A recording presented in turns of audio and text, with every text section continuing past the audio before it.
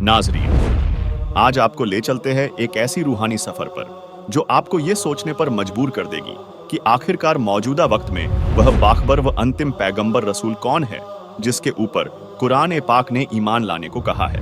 कुरान शरीफ में पृष्ठ 115 पे ये प्रमाण है कि खुदा ने जो खुदा है उसने पैगंबरों से अहद लिया है, वादा की कसम ली है। उसमें कहा है कि जो तुम्हारे ऊपर मैंने किताबें नाजिल की हैं उन किताबों की तस्दीक करेगा, जो जांच के सुनाएगा उनसे, वो उसके ऊपर तुम्हें ईमान लाना होगा। तो आज संत रामपाल जी महाराज सभी मुसलमान धर्म की जितनी भी पुस्तकें हैं उनको खोल खोल के दिखा रहे हैं और हिंदू धर्म के सभी सदग्रंथों को खोल के दिखा रहे हैं, जो मैं आपको प्रमाण से दिखा भी सकता हूँ, यहाँ पे कुरान शरीफ से दिखा सकता हूँ। इसलिए संत रामपाल जी महाराज ही धरती पर वो अवतार हैं, क्योंकि ना तो कुरान शरीफ को दिखा रहे हैं, ना कुरान मजीद को दिखा रहे हैं, ना जितने भी ये जिनके ये अनुयायी बैठे हुए हैं इनके कोई भी संत ना तो कुरान शरीफ को खोल के दिखा रहे हैं, जबकि संत रामपाल जी महाराज सभी धर्मों के धर्म ग्रंथों को खोल करके रेफरेंस दे रहे हैं, पूरा दिखा रहे हैं, जिसके बारे में कुरान शरीफ के ज्ञानदाता ने कहा है कि वो जो पैगंबर आएगा जो मैं तुम्हारे ऊपर किताबें नाजिल कर रहा हूँ उन किताबों की तस्दीक करेगा। जी सर, आप इसका कोई प्रमाण दे सकते हैं? जी सर ये कुरान शरीफ है और इस कुरान शरीफ में मैं वो आपको प्रमाण दिखाना चाहूंगा। यह है पवित्र कुरान। अब इसके 115 नंबर जो पृष्ठ है इसमें आपको दिखाते हैं, हम आपको ये आप देख सकते हैं, पूरा ये प्रमाण लिखा हुआ है कि जो मैं तुम्हारे ऊपर किताबें नाजिल कर रहा हूँ उन किताबों की तस्दीक करके वो संत बताएगा, वो पैगंबर बताएगा, उसके ऊपर तुम्हें ईमान लाना होगा। वो आना बाकी है, वो बाकी है। वो आज संत रामपाल जी महाराज ही हैं, वो जो सभी धर्मों के धर्म ग्रंथों को खोल के दिखा रहे हैं। आपका कहना है कि आप आज के समय में संत रामपाल जी धरती पर अवतार जी, जैसे ये कह रहे हैं कि मोदी जी अवतार हैं, कोई योगी जी को अवतार बता रहा है, तो कोई भी इन धर्म ग्रंथों को खोल के दिखा रहा है क्या? जो इसमें जो पहचान है वो योगी जी या मोदी जी या और कोई संत खोल के दिखा रहा है? आज सभी जगह सभी चैनलों पे जो दिखाया जा रहा है वो ये इस तरह से दिखाया जा रहा है, पूरा प्रमाण से दिखा रहे हैं। संत रामपाल जी महाराज खोल खोल करके दिखा रहे हैं अपने सत्संगों में, साधना चैनल पे दिखा रहे हैं, कई चैनलों पे 10-11 चैनल पे सत्संग चल रहा है उनका, और वो सब जगह दिखा रहे हैं। इसीलिए हम कह रहे हैं सर कि वो आज अवतार जो है वो संत रामपाल जी महाराज ही हैं इस धरती पे, जो सभी सदग्रंथों से प्रमाण सहित ज्ञान दे रहे हैं।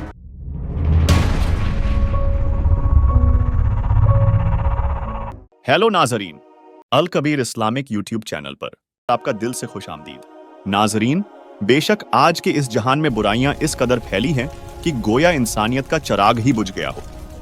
इस्लाम जैसे पाक मजहब में भी गोश्त खाना एक आम दस्तूर बन गया है। अगर किसी से पूछें कि आप नॉन वेज यानी गोश्त क्यों खाते हैं, तो वो सीना तान कर कहते हैं कि कुदरती तवाजुन बनाए रखने के लिए।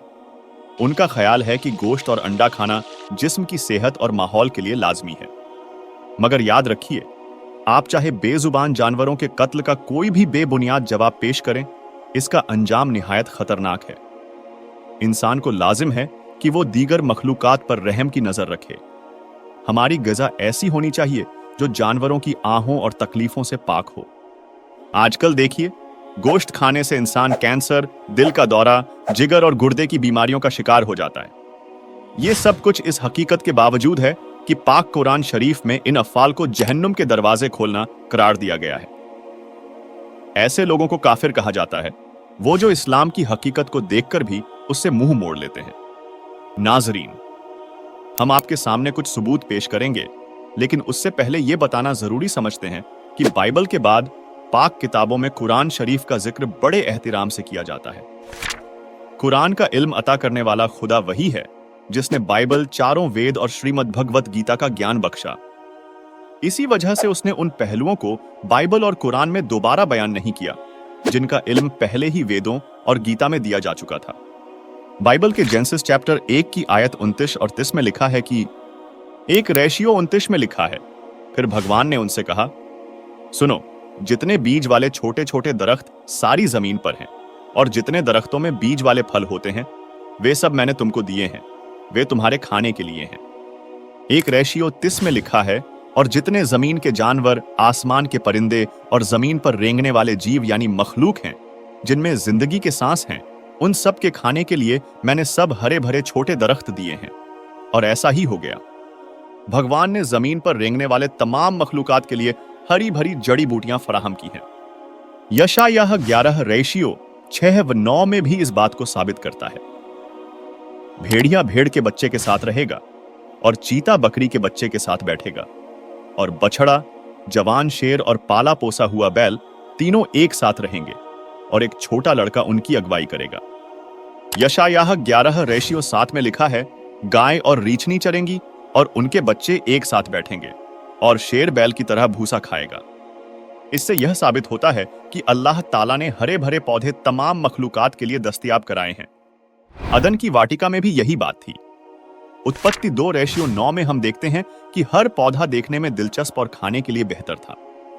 हम देखते हैं कि अल्लाह ने हमारे खाने के लिए फल और पत्तेदार पौधे पैदा किए। उन्होंने गोश्त खाने का हुक्म नहीं दिया है।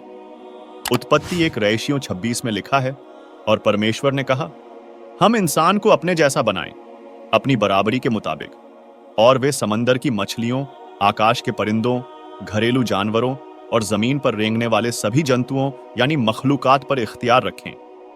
यहां हुकूमत या इख्तियार का मतलब न तो उन्हें मारना है और न ही खाना, बल्कि हुकूमत करना और उनकी परवरिश करना है। परमेश्वर ने हमें इंसानों को पूरी जमीन पर इख्तियार दिया है, सब कुछ खाने के लिए नहीं बल्कि उनकी हिफाजत करने के लिए। उन्होंने हमें अपनी पैदाइश के साथ सलूक करने के तरीके के लिए जवाबदेह ठहराया है। जैसे भजन संहिता 147:9 KJV में लिखा है, वह जानवरों को उनका खाना देता है और जब कौवे रोते हैं तो उन्हें भी। उत्पत्ति 2:16 से उत्पत्ति 3:18 में यहोवा ने आदम को बगीचे से कोई भी फल खाने का हुक्म दिया। जब आदम ने भले बुरे के इल्म वाले दरख्त का फल खाया तो उसे सजा दी गई कि अब उसे खाना मेहनत करके हासिल करना होगा। रोमियो 14:20-21 में की हिकमत पर गौर फरमाइए।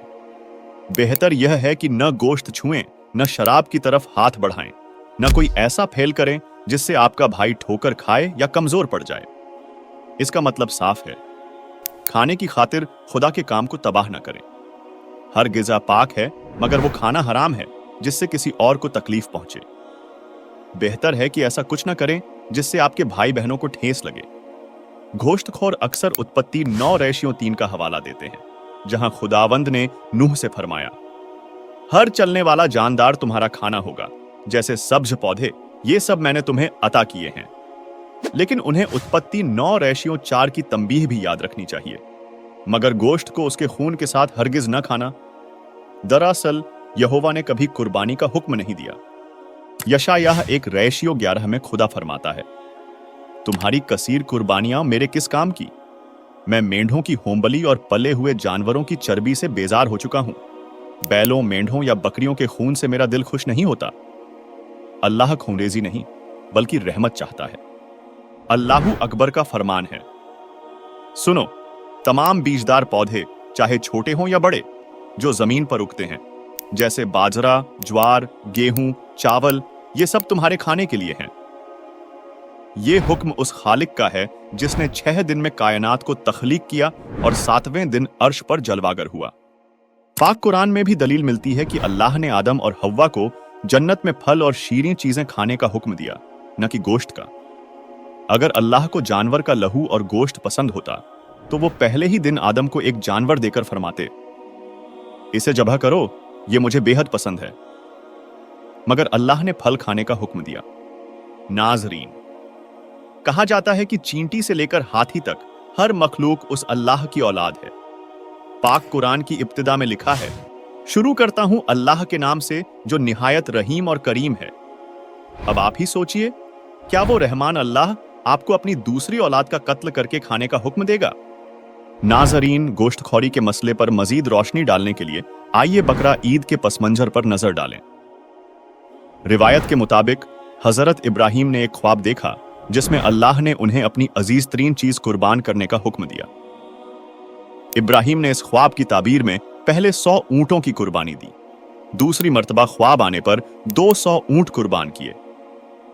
तीसरी बार जब यही ख्वाब आया तो इब्राहिम अपने 10 साल के बेटे इस्माइल को अल्लाह की राह में कुर्बान करने मक्का रवाना हुए। मक्का पहुंचकर इस्माइल की रजामंदी से उन्होंने बेटे के हाथ पांव बांधे और खुद की आंखों पर पट्टी बांधकर कुर्बानी देने की कोशिश की, लेकिन अल्लाह ने इस्माइल को नजात बख्शी। कहा जाता है कि इसी वाकये की यादगार में इस्लाम में ईद मनाने का रिवाज शुरू हुआ। ईद उल अजहा, जिसे बकरी ईद के नाम से भी जाना जाता है, कुर्बानी का पुरस्कुह त्योहार है। यह अल्लाह की जानिब से अपने वफादार बंदों का एक आजमाइश होता है। क्या बंदा अपनी जान, दौलत, औलाद और खानदान से ज्यादा मोहब्बत रखता है या अपने रब से? गौर फरमाइए कि हजरत इब्राहिम अपने फर्जंद हजरत इस्माइल को अल्लाह की राह में कुर्बान करने को तैयार थे, लेकिन अल्लाह ने इब्राहिम की नेकनियती को कबूल करते हुए इस्माइल को जिंदगी बख्शी। मोमिन इस यादगार दिन पर रात को कलमा पढ़कर बकरी ज़बह करते और उसका गोश्त खाते हैं। यहां एक अहम सवाल उठता है, अल्लाह ने इस्माइल को नई जिंदगी अता की, जबकि मुसलमान बकरी ईद पर अपनी कुर्बानी के बजाय मासूम जानवरों को ज़बह करके उसे अल्लाह की नेमत समझकर खाते हैं। क्या यह तजाद नहीं है? क्या वाकई अल्लाह सुब्हानहू व ताला अपने नेक बंदों और रूहों की कुर्बानी से खुश होते हैं? जवाब बिल्कुल वाजह है। अल्लाह को रियाकारी की कुर्बानी पसंद नहीं। जो लोग अल्लाह की मखलूक की जान लेकर कुर्बानी का दावा करते हैं, उनसे अल्लाह कभी खुश नहीं होते। ऐसे गुनहगारों को फरिश्ते घसीटते हुए जहन्नुम की झुलसती आग में डालते हैं।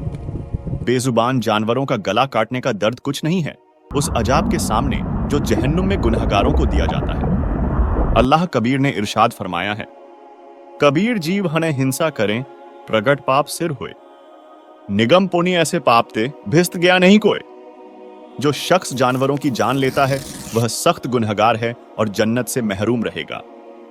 कबीर मांस मांस सब एक है, मुर्गी हिरणी गाय। आंखी देखी नर खात है ते नर नरक ही जाए। गोश्त चाहे किसी भी जानवर का हो, जो इसे खाता है वह जहन्नुम का हकदार बनता है। अल्लाह कबीर ने इस्लाम मजहब के काजियों और मौलवियों को समझाया करते थे, ऐ काजी और मौलवी, तुम गाय को ज़बह करके बड़े गुनाह के मुर्तकिब हो रहे हो। बकरे और मुर्गियों को ज़बह करना भी सख्त गुनाह है। गाय की कुर्बानी से अल्लाह खुश नहीं बल्कि रंजीदा होता है। तुमने किसके हुक्म से गाय को ज़बह किया है? सुन काजी राजी नहीं, पाप कर्म से खुदाए। गरीब दास किस हुक्म से पकड़ी पछाड़ी गाय। गऊ हमारी माता है, पीवत जिसका दूध। गरीब दास काजी कुटिल, कत्ल किया औजूद। गऊ अपनी अम्मा है, तापर छुरी नबाह। गरीब दास घृत दूध कूं, सभी आत्म खाए। ऐसा खाना खाइए, माता क्या नहीं पीर। गरीब दास दरगह सरें, गल में पड़े जंजीर। अल्लाह कबीर ने काजियों और मौलवियों से फरमाया, ऐ काजी गौर से सुन, गाय हमारी मां के बराबर है, जिसका पाक दूध सब नोश करते हैं। ऐ काजी, तुमने गाय को ज़बह कर दिया। गाय तुम्हारी और सबकी अम्मा है, क्योंकि जिसका दूध पिया जाए वह वालिदा के बराबर काबिले इज्जत है। इसे मत मारो।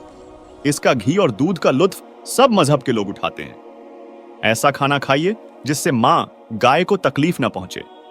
ऐसा गुनाह करने वाले को अल्लाह के दरबार में जंजीरों से जकड़कर अजाब दिया जाता है।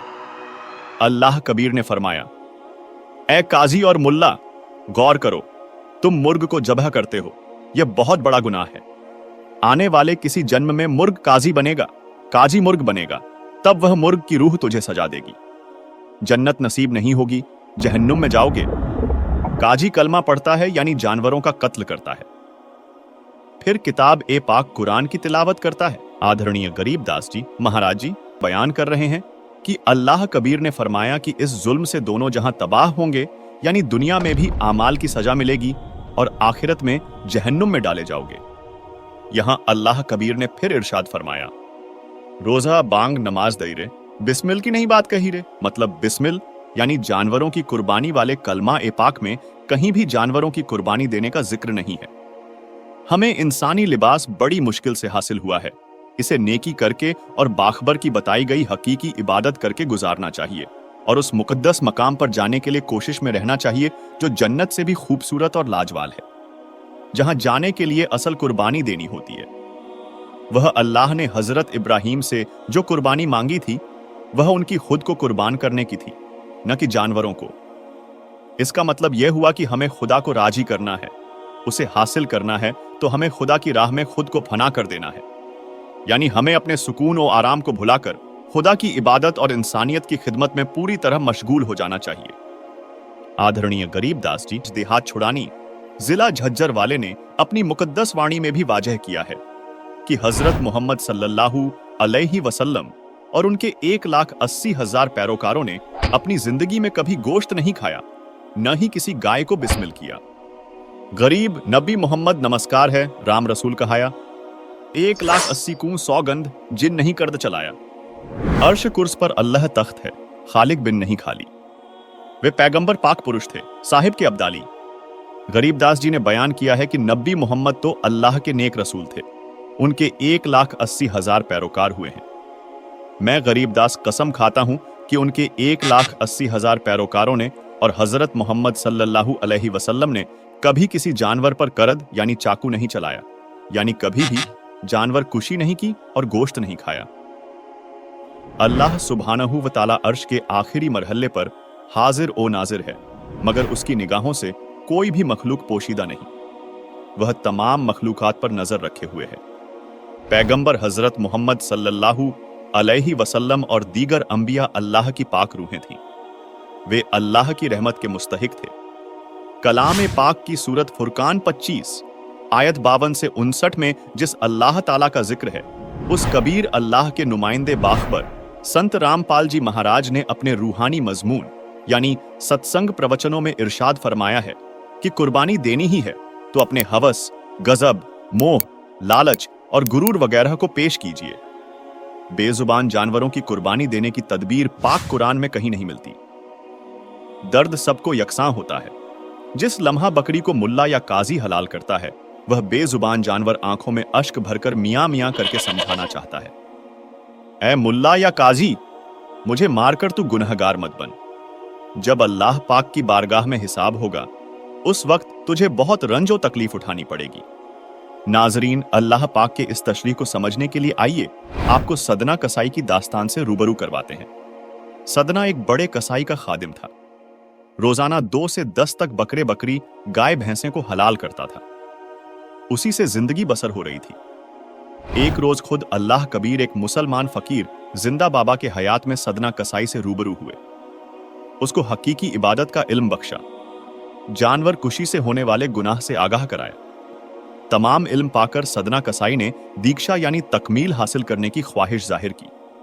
अल्लाह जिंदा ने फरमाया कि पहले इस कसाई के काम से बाज आ जाओ, तब दीक्षा दूंगा। मगर सदना के सामने अपने गुजारे की जहमत थी। लिहाजा जिंदा बाबा ने सदना को जानवर कशी कम करने का मशवरा दिया। तभी सदना ने यह अहद किया कि वह दिन में 100 से ज्यादा जानवरों को नहीं काटेगा, चाहे नौकरी ही क्यों न जाए। एक रोज शहर में ढेरों शादियां थीं, साथ ही नवाब के फर्जंद की भी शादी थी। उस रोज सदना ने पूरे 100 बकरे काटे। सदना ने अल्लाह का शुक्र अदा किया। अपना वादा टूटने से बाल बाल बचा। सब औजार धोकर साफ करके रख दिए। रात में सदना के सरदार के घर एक बड़ा तिजारती आया और बकरों की मांग की। वह सदना के सरदार के घर ही ठहरा। उसके खाने के लिए सरदार ने सदना को बुलाया तथा एक बकरा काटकर उसके लिए खाना तैयार करने को कहा। सदना के पसीने छूट गए। अपना वादा तोड़ने का खौफ सताने लगा। तभी एक ख्याल आया कि क्यों ना बकरे के बैजे काटकर बावर्ची खाने में भेज दूं। मेरा वादा भी कायम रहेगा और सरदार भी खुश रहेगा। एक बकरा लाकर सदना ने उसके बैजे काटने के लिए चाकू उठाया। उसी लम्हा खुदा ने बकरे को इंसानी अक्ल और हिकमत की रोशनी अता कर दी। बकरे ने कहा, ऐ सदन भाई, तुम मेरी गर्दन काटो, बैजे मत काटो, यह नई अदावत शुरू न करो। ऐ सदना, मैंने कसाई की सूरत में तेरे कई बार सर काटे हैं जब तुम बकरे की जूनी में थे। तुमने भी मेरे बहुत बार सर काटे हैं जब मैं बकरा और तुम कसाई थे। अगर आप मेरे बैजे काटोगे तो मैं सारी रात तड़प तड़प कर रो रोकर जान दे दूंगा। अगले किसी जन्म में जब मैं कसाई बनूंगा, तुम बकरा बनोगे तो अल्लाह के कानून के मुताबिक मैं तेरे बैजे काटूंगा। तुम भी तड़प तड़प कर दम तोड़ोगे। इसीलिए यह नई अदावत शुरू ना करो। मेरी गर्दन काटकर अपना बदला ले लो। यहां हमें अपने किए हर एक अमल का हिसाब देना पड़ता है, चाहे इसके लिए कितने जन्म लेने पड़े। सदना ने बकरा नहीं काटा और औजार रख दिए। नाजरीन, आइए अब आपको इस विषय पर बाखबर संत रामपाल जी महाराज जी के इल्म से वाकिफ करवाते हैं। ऐसे ही श्रीमद् भगवद गीता अध्याय नंबर 4 के श्लोक नंबर 34 में गीता ज्ञान दाता यही है जो कुरान शरीफ का ज्ञान दाता है। वो कह रहा है कि वो तत्व ज्ञान के अंदर उस पूर्ण परमात्मा की कंप्लीट जानकारी है, पूर्ण जानकारी है। उस तत्व ज्ञान को किसी तत्वदर्शी संतों के पास जाकर पूछ। गीता ज्ञानदाता कहता मैं नहीं जानता। यजुर्वेद अध्याय नंबर 40 के मंत्र नंबर 10 में भी स्पष्ट कर दिया है, वही वेद ज्ञानदाता भी वही है जो कुरान शरीफ का ज्ञानदाता है। वो कहता है कि परमात्मा को कोई तो शंभुआत्मा ने जन्म लेकर रामकृष्ण के रूप में अवतार धार के आना मानते हैं, कुछ उसको वो जन्म नहीं लेता जन्मा मानते हैं। इसकी यथार्थ जानकारी वो कैसा है भगवान, वो धीरा नाम देंगे, तत्वदर्शी संत देंगे, उनसे पूछो। ऐसे कुरान शरीफ में आगे दिखाता हूं अभी आपको। तो वो तत्वदर्शी संत, वो तत्व ज्ञान वो परमात्मा ही बताकर जाता है या फिर अपना नबी भेजता है। वो नबी ये दास है, अंतिम नबी, अंतिम पैगंबर, अंतिम उस परमात्मा का भेजा हुआ उनका दास, और पूरे विश्व का कल्याण होगा, मान जाएंगे दास की बात।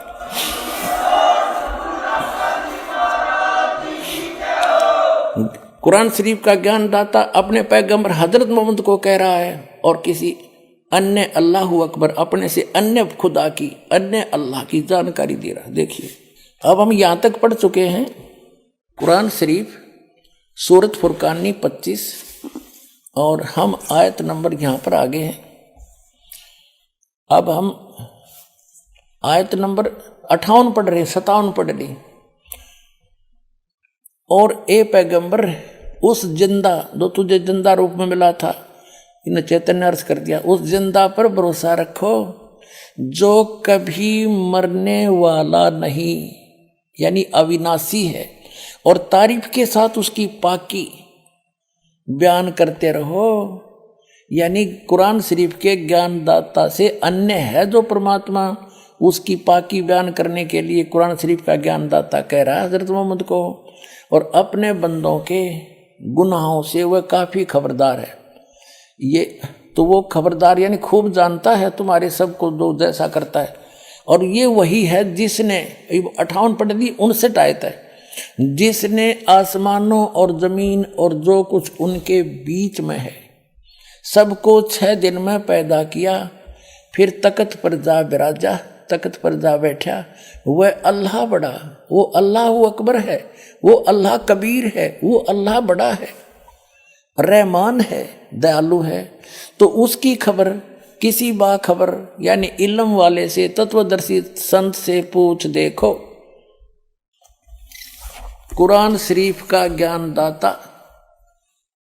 यहां इसने स्पष्ट कर दिया है कि मैं नहीं जानता उस अल्लाह अकबर बड़े भगवान, उस महान परमात्मा की, कंप्लीट गॉड की, ग्रेट गॉड की जानकारी मुझे नहीं है। वो तत्वदर्शी संत से पूछ लो। इससे कुरान शरीफ का सारा ज्ञान समझ में आ जाता है कि जो इसने अपने सत्र का ज्ञान दिया है उसमें चाहे इसने मांस खाना लिख रखा हो, चाहे कुछ भी खाना बता दिया हो, ये अल्लाह अकबर का आदेश नहीं है, ये तो कुरान शरीफ के ज्ञानदाता का आदेश है।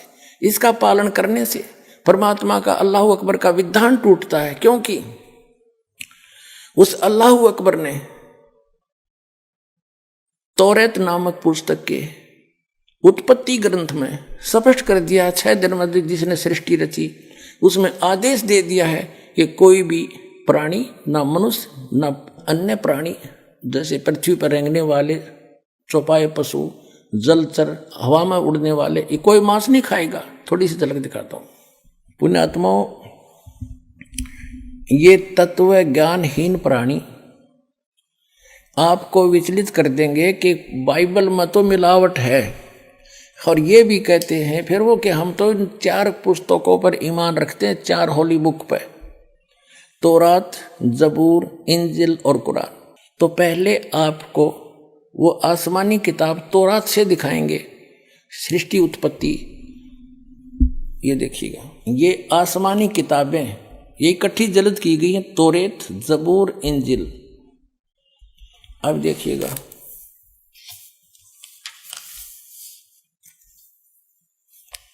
और ये यहां से छपी है बेंगलोर से।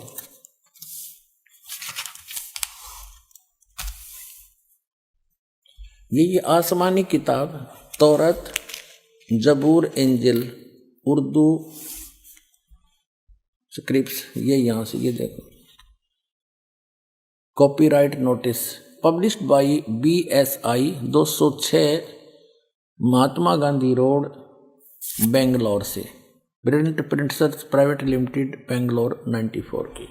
ये 3 किताबें हैं, ये अलग अलग, कुरान शरीफ अलग है, इनसे न्यारी है। इसमें अब हम तौरात के अंदर दिखाते हैं, इसमें उत्पत्ति पैदाइश दिखाते हैं। ये देखो,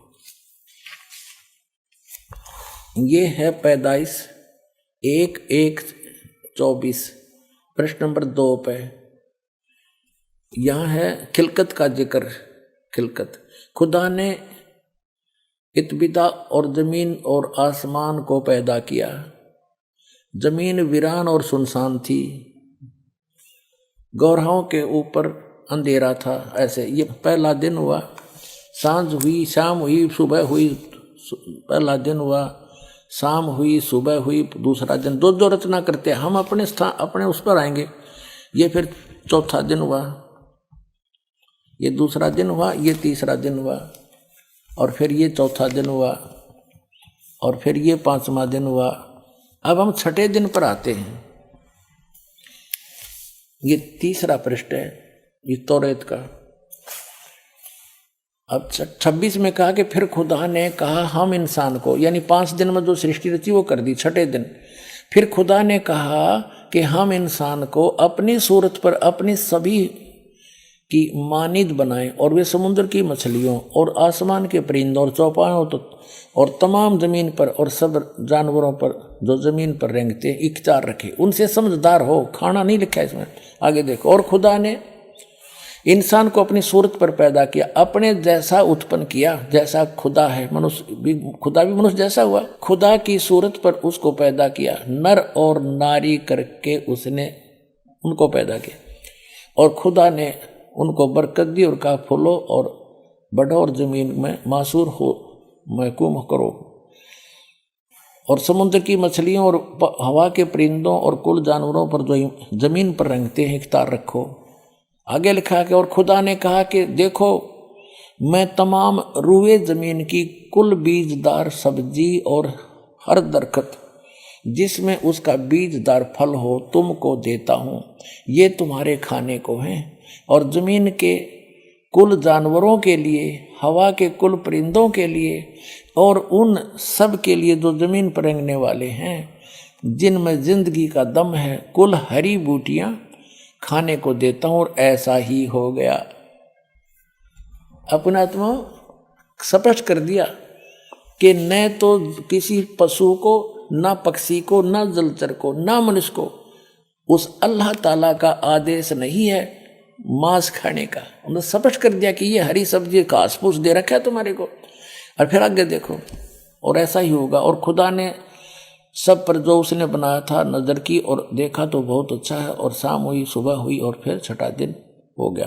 फिर उसके बाद आसमान और जमीन उनके कुल लश्कर का बनाना खत्म हुआ। और खुदा ने अपने काम को जिसे वो करता था 7वें दिन पूरा खत्म किया, और अपने सारे काम से जिसे वो कर रहा था 7वें दिन फारिग हुआ। और खुदा ने 7वें दिन को बरकत दी और उसे मुकद्दस ठहराया, क्योंकि उसमें खुदा सारी कायनात से जिसे उसने पैदा किया, बनाया और फारिग हुआ। अब इसको पवित्र बाइबल में दिखाता हूँ एज इट इज, ना तो ये आपको बरगला देंगे आपको, ये नकली अटपट करने वाले मारे सट्टे ने हो गए। हमने बहुत अच्छी तरह तालिम इल्म हूँ मैं, ये कहते हैं जो इनके पढ़ने वाले विद्वान, और का पता नहीं इनको। ये देखिएगा, ये पवित्र बाइबल है, संपूर्ण जीवन अध्ययन बाइबल। ये कहाँ से छपा ये देख लीजिएगा। ये देखिएगा, journal editor down and C stamps MDV, associate editor ये J Jawali, Wesley Adams PhD, life publishers international, Springfield, Mysore USA, printed in India. अब ये वही है सारा कुछ, और ये सारा दिखा दूँ, पढ़ लो तुम। अब इसके हम इस पे आते हैं उत्पत्ति पर। देखिएगा, ये उत्पत्ति जिसको अंग्रेजी में इन्होंने कहा है जेनेसिस 1 प्रश्न नंबर 4 पे। आदि में यानी प्रारंभ में परमेश्वर ने आकाश और पृथ्वी की सृष्टि की। पृथ्वी बेडौल और सुनसान पड़ी थी। यह इस पर पहला दिन हुआ। फिर परमेश्वर ने जो कहा, जल के बीच एक ऐसा अंतर हो कि जल दो भाग हो जाए। सारा कुछ क्या, सांझ हुई भोर हुई, फिर दूसरा दिन हो गया, फिर सांझ हुई भोर हुई, तीसरा दिन हो गया। हमने अपने मतलब की बात लेनी, ये चौथा दिन हो गया। सांझ हुई भोर हुई, फिर चौथा दिन हो गया। अब हम ये 5वां दिन हो गया। प्रश्न नंबर 5 पर आ गए हम। ये सांझ हुई भोर हुई, 5वां दिन हो गया। अब छठे दिन ये आ गया, छठा दिन। ये छठे दिन में चल पड़ा। इस प्रकार परमेश्वर ने पृथ्वी की जाति जाति के वन पशुओं को और जाति जाति घरेलू पशुओं और जाति जाति की भूमि पर सब रेंगने वाले जंतुओं को बना, और परमेश्वर ने देखा अच्छा है। फिर परमेश्वर ने कहा कि हम मनुष्य को, उन सब पशु पक्षियों को बनाकर, फिर हम मनुष्य को अपने स्वरूप के अनुसार बनाएं, अपनी समानता में बनाएं, और वे समुद्र की मछलियों और आकाश के पक्षियों और घरेलू पशुओं और सारी पृथ्वी पर सब रेंगने वालों जंतुओं पर जो पृथ्वी पर रेंगते अधिकार रखें। इनसे समझदार हो, जैसे भैंस, गाय, बैल, इनको हमने अपने काम के लिए प्रयोग कर लिया। इनको खाना नहीं, सताना नहीं। इनको जैसे गाय भैंस आपने रखी, उसको पहले पेट भरते हो, चराते हो, उसको नहवाते हो, धोआते हो, प्यार से रखते हो, जब वो दूध देती है। तो ऐसे कहा, खाने के लिए नहीं कहा उस मालिक ने। देखो आगे, तो परमेश्वर ने कहा मनुष्य को अपने स्वरूप के अनुसार बनाए, अपनी समानता बनाए। तो भगवान फिर कैसा हुआ? फिर परमेश्वर ने कहा हम मनुष्य को अपने स्वरूप के अनुसार बनाए, अपनी समानता बनाए, और वो समुद्र की मछलियों और आकाश के पक्षियों और घरेलू पशुओं और सारी पृथ्वी पर रेंगने वाले जंतुओं पर जो पृथ्वी पर रेंगते अधिकार रखे। आगे देखो, तब परमेश्वर ने मनुष्य को अपने स्वरूप के अनुसार उत्पन्न किया। अपने ही स्वरूप के अनुसार परमेश्वर ने उसको उत्पन्न किया, नर और नारी करके उसने मनुष्यों की सृष्टि की। तो भगवान कैसा? नर आकार, मनुष्य सदृश। जैसे जिनको परमात्मा मिले, सचखंड लेकर गए, वापस छोड़ा, उन्होंने बताया हमरे ही निहार है, हमारा सृजनहार, हमारा भगवान हमारे जैसी शक्ल का है। लेकिन उसकी बॉडी, वो उस वहां जाकर के सभी का जो शरीर है इमोर्टल हो जाता, अविनाशी शरीर मिलता है। वो मटेरियल सारा अविनाशी मटेरियल का शरीर है, और यहाँ पर ये नाशवान है ये शरीर। यहाँ जब आता है परमात्मा अपनी ओरिजिनल बॉडी से ही आता, वो अविनाशी, वो ऐसे ही किसी माँ से जन्म नहीं लेता, सह शरीर आता है, सह शरीर चला जाता है।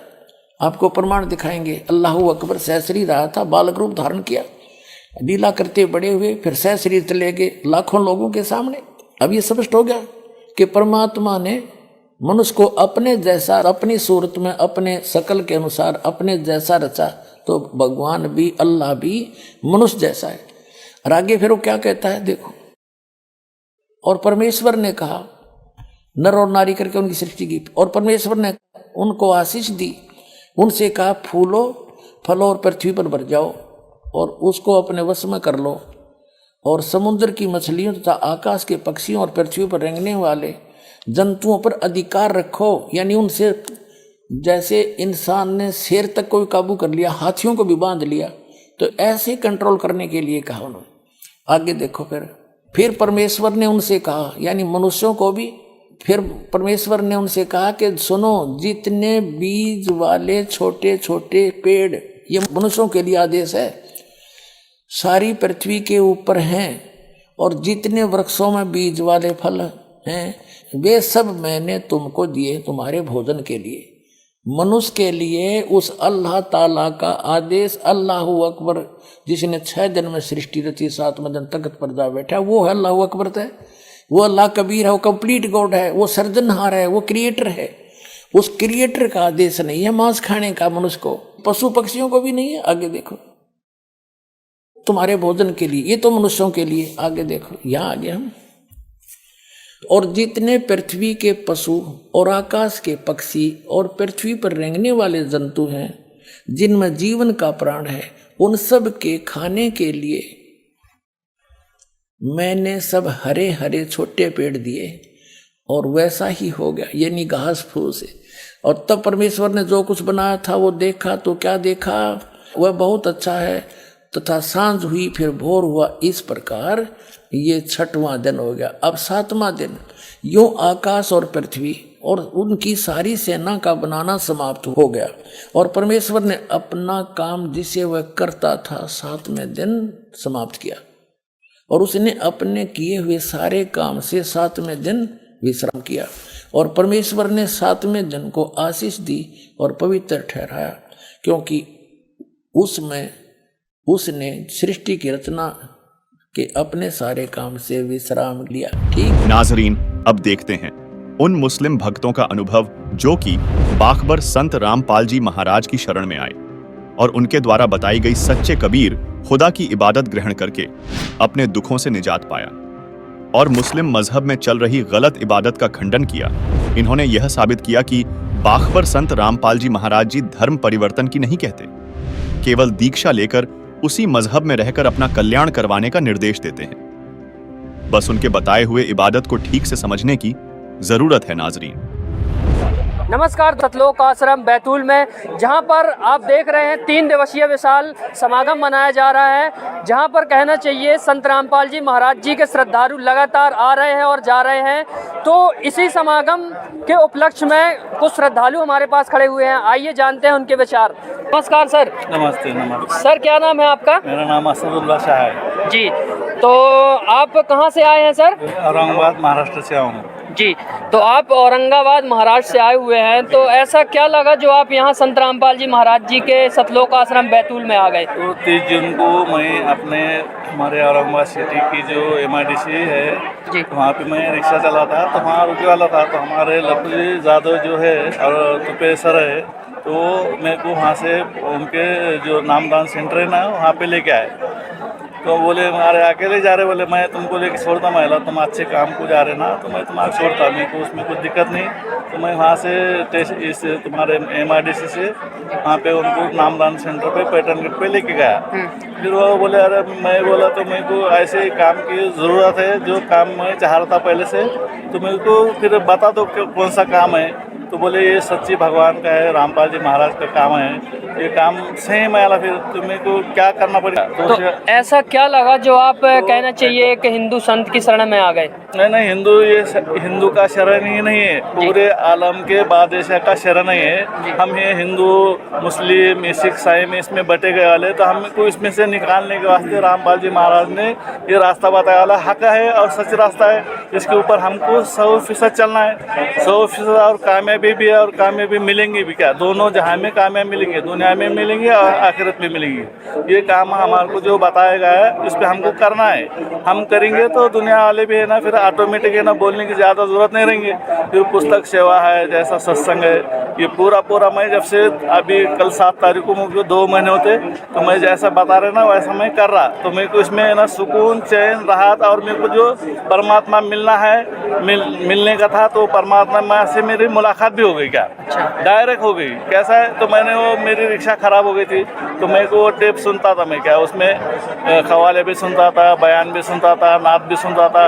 तो उसमें क्या होगा मैं मैं रामपाल जी महाराज की जो नाम दीक्षा लेने के बाद वो तावीज़ भी दिए, तो मैंने क्या बोला यार गंदा हो जाएगा, मैंने क्या करा झाड़ के ऊपर लिया के रखा उसको।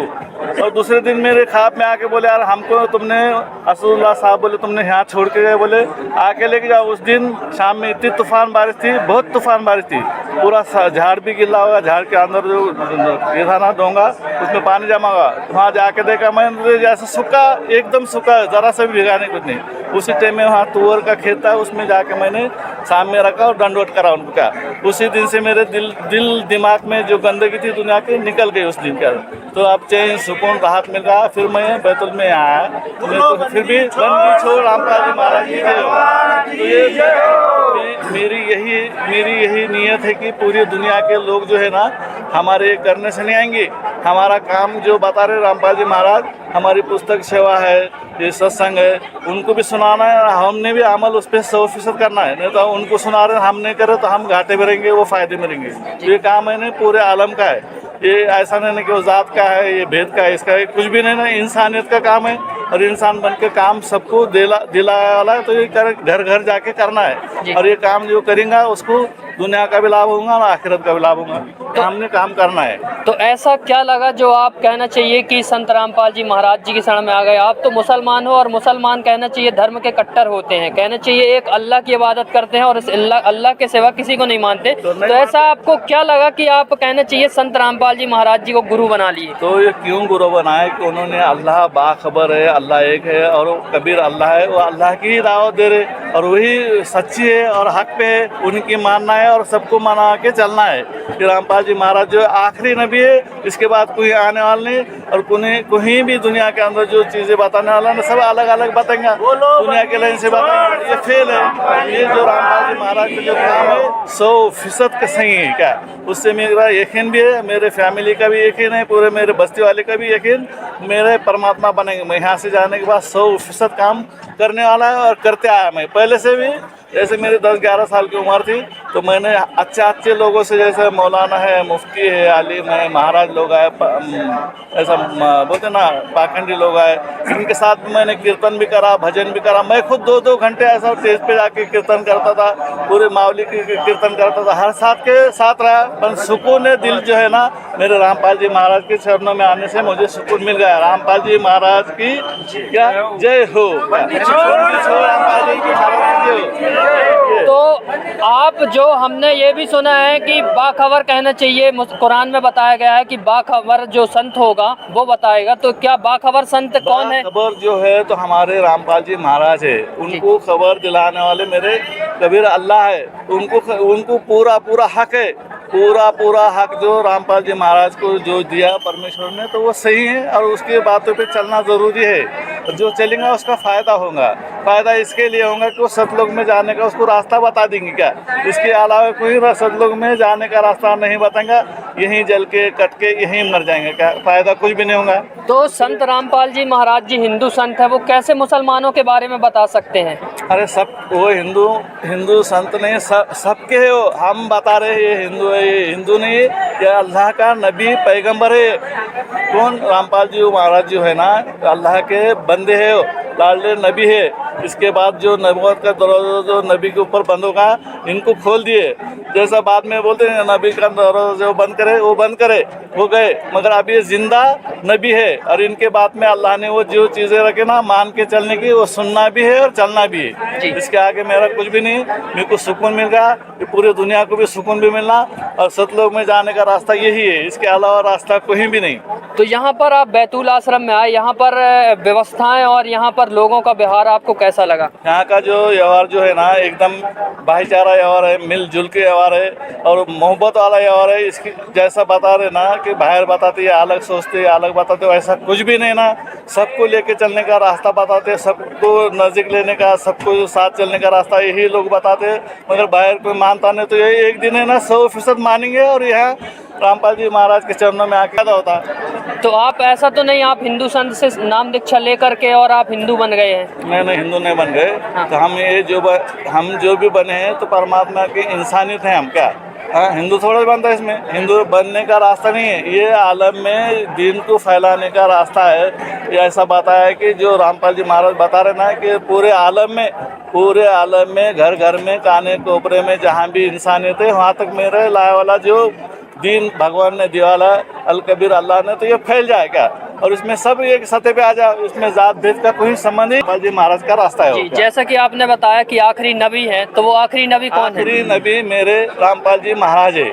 इसके बाद इन्हें जो हक चलने वाला, हक बताने वाला कोई नहीं आएगा, आने वाला भी नहीं, हम पैदा करने वाला भी नहीं रब। तो उसके लिए यही रास्ता जो है ना, हमको सतलोक में यानी जन्नत में ले जाने वाला रास्ता सही है रास्ता, इस पे अमल करें। जी, जैसा कि इन्होंने बताया कि आखिरी नबी संत रामपाल जी महाराज जी हैं और जो संत रामपाल जी महाराज जी बता रहे हैं उस पर अमल करें। तो में जहाँ काम चल रहा ना, जैसा पूरे आलम के अंदर जो बोलते ना धनाना धाम है, जैसे पूरे इसमें आलम के अंदर काम चल रहा ना, तो सच्चाई वाला काम है, इसमें झूठ का काम नहीं है। झूठ लोग ऐसे आएंगे ना तो फिर काम को खराब करेंगे क्या, तो काम को खराब करना हमारा काम नहीं, खराब करने की सोचेंगे तो परमात्मा कहीं का छोड़ेंगे नहीं फिर क्या। तो ये उसकी लीला है, वो अकेला है, अकेले को झूठ नहीं बोल सकते, वो झूठा काम का बता ही नहीं सकता। वैसे मेरे रामपाल जी महाराज जो है ना, हकीकत में परमात्मा ने ओरिजिनल नबी बना के भेजे हो क्या? इससे अलावा मैं कुछ नहीं बोलता। मेरे जो बोला मैंने सच बोला, गलत नहीं बोला। आप कोई बोलेंगे गवाही बताओ, कोई कहाँ लिखे वाला बताओ, पूरा कुरान में हदीस में रामपाल जी महाराज को बताया वही सच्चे है और हक है क्या? संत रामपाल जी महाराज जी ने लिखा था उसमें कि वो अल्लाह, जिसने लिखा सूरत फुरकानी 25 के 58-59 में लिखा है कि वो अल्लाह कबीर है। तो मैंने उसमें जब मिलाया ना कुरान शरीफ में कि ये कुरान मजीद है ही, तो मैंने पढ़ा तो उसमें स्पष्ट लिखा था वो अल्लाह जिसने 6 दिन में दुनिया बनाई और 7वें दिन तख्त पे विराजा, वो अल्लाह कबीर है। उसकी खबर किसी बाखबर से पूछो। जैसे रोजे रखना, नमाज पढ़ना, उस तरह से करती थी। तो मतलब मुझे परमात्मा की खोज थी कि परमात्मा कौन है। लेकिन मुझे अल्लाह का खोज है, मैं पहले ही से खोज कर रहा हूँ। और आज मुझे सही इबादत मेरे संत रामपाल जी महाराज ने मुझे बताई हुई है, उससे मुझे काफ़ी लाभ मिले हैं कुरान शरीफ के अनुसार। इसी कुरान शरीफ में लिखा जो रियल मंत्र है, जो रियल मार्ग है, वो संत रामपाल जी महाराज बताते हैं। उसी साधना से सारे कष्ट, सारे रोग, सारे दुख दूर होते हैं। मैंने मान लिया कि ये जो संत रामपाल जी महाराज हैं ये सही ज्ञान दे रहे हैं, तो फिर मैंने उनसे नामदीक्षा ले ली। कुरान शरीफ में जो बता रहे थे कि बाखबर जो हैं वो कौन है, तो ये संत रामपाल जी महाराज हैं जिन्हें सारा इल्म है और सारी जानकारियां हैं इनको, और ये अपने कुरान शरीफ से ही बताते हैं। मुझे संत रामपाल जी महाराज से ये ज्ञान हुआ और मैंने कुरान शरीफ को ये भी पढ़ा। उसमें सूरा 42 में आयत नंबर 1 जो है हामीम ऐन सीन का जो कोड वर्ड है, उस परमात्मा के पाने का, जाप करने का, जो कि वो तत्वदर्शी संत ही बताता है, इसके बारे में भी जानकारी हुआ। क्योंकि संत रामपाल जी महाराज का सिर्फ एक ही नारा है, जीव हमारी जाति है, मानव धर्म हमारा, हिंदू मुस्लिम सिख ईसाई धर्म नहीं कोई न्यारा।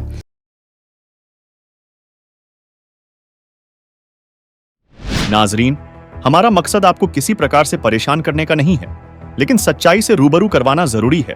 अपने सच्चे खुदा की राह बताना। आप हमारे भाई बहन हो, हमारी रूह हो, हमसे जुड़े हो, आप सब उस एक सबसे बड़े अल्लाह हूं अकबर के बच्चे हो, और सही राह दिखाना बाखबर संत रामपाल जी का मकसद है। नाजरीन, उम्मीद है आप जरूर हमारे निस्वार्थ और परमार्थ के कार्य को मानोगे, समझोगे और अपना कल्याण करवाओगे। नाजरीन, अगर आपको अभी भी कोई शंका है या आप हमसे सवाल पूछना चाहते हैं तो नीचे दिए गए कमेंट बॉक्स में अपना सवाल लिख दीजिए। हमारी टीम आपके सवाल का जवाब जरूर देगी। अगर आप अपनी शंकाओं के समाधान के लिए हमसे सीधे बात करना चाहते हैं तो इन फोन नंबरों पर हमें फोन कर सकते हैं। नाजरीन, अगर आपको इस्लाम मजहब और कुरान पाक की आयतों की सही तर्जुमानी को अच्छी तरह से और सरल भाषा में जानना है तो इस पाक किताब मुसलमान नहीं समझे ज्ञान कुरान में सभी शंकाएं समूल समाप्त की गई हैं। कृपया दिल थामकर धैर्य के साथ पढ़ोगे तो दांतों तले उंगली दबाते रह जाओगे। लेखक बाखबर संत रामपाल जी महाराज ने इस पुस्तक को यथार्थ संपूर्ण अध्यात्म ज्ञान से प्रमाणों सहित लिखा है। अगर आप इस पुस्तक को मंगवाना चाहते हो तो निम्न फोन नंबरों पर हमें अपना नाम, पूरा पता भेजें। आपको मुसलमान नहीं समझे ज्ञान कुरान किताब आपके घर तक फ्री में पहुंचाई जाएगी।